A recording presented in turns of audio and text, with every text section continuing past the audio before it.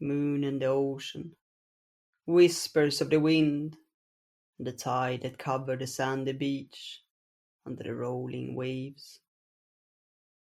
No matter how high the water rose, it never managed to fully submerge the ancient structure that stuck proudly from the sea.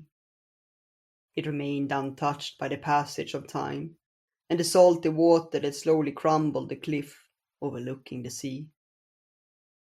It was old, older than the barbaric kings who had once tried to invoke its magic and call on the gods by offering them sacrifices. Performed on the shores, they tainted the wet sand with the blood of their victims. But the gods were dead, consumed by the dragon's fire that burnt our world.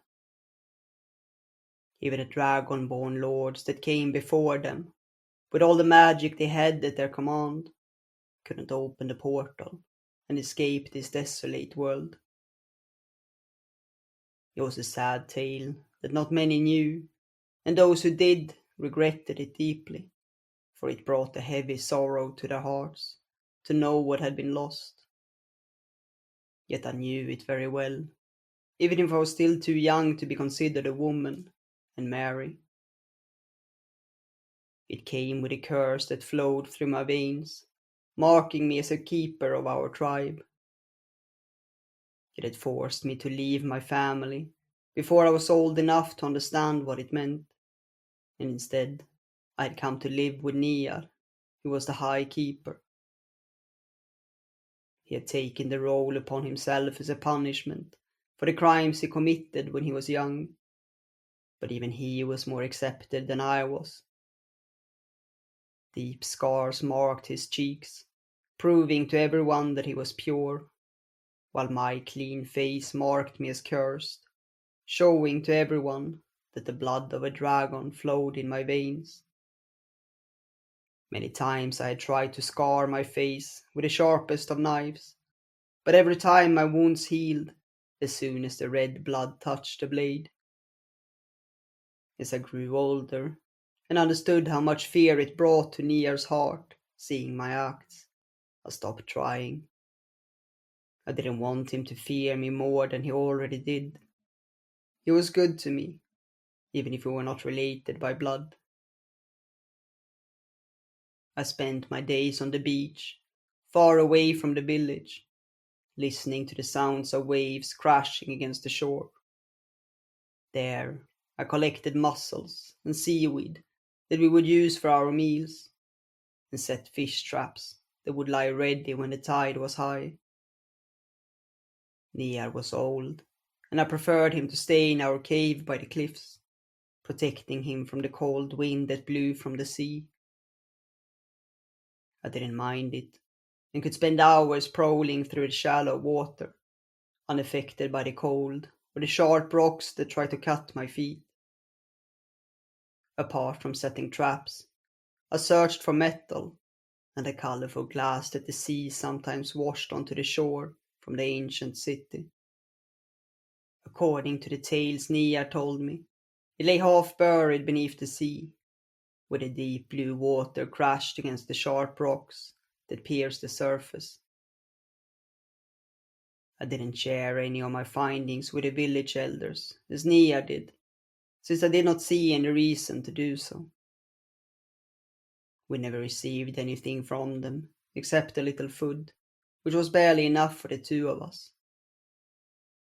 I knew how much they gained by trading the glass and metal with outsiders, as I was the one who conducted this trade, following our custom that only the keeper was allowed to interact with strangers.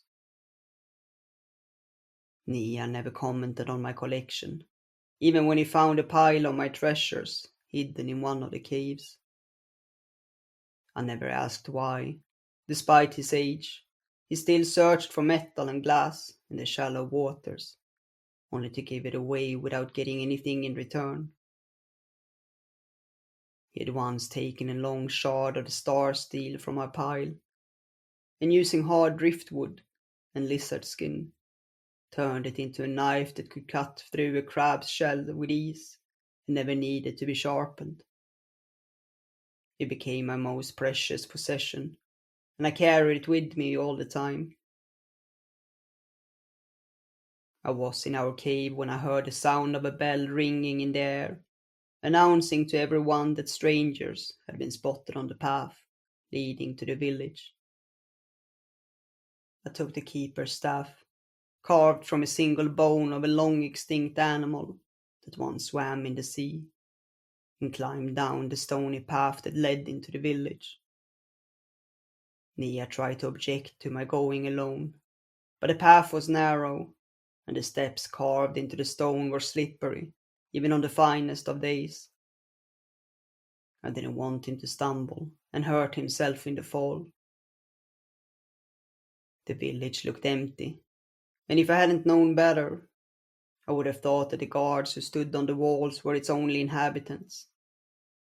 They didn't even glance at me as I picked up the heavy basket and walked through the wooden gate that immediately closed behind me. I could see the strangers waiting in the distance, standing around a large cart pulled by sturdy animals covered in grey scales. One of the strangers raised his hand, and I walked the road towards them, counting my steps as they carefully watched me.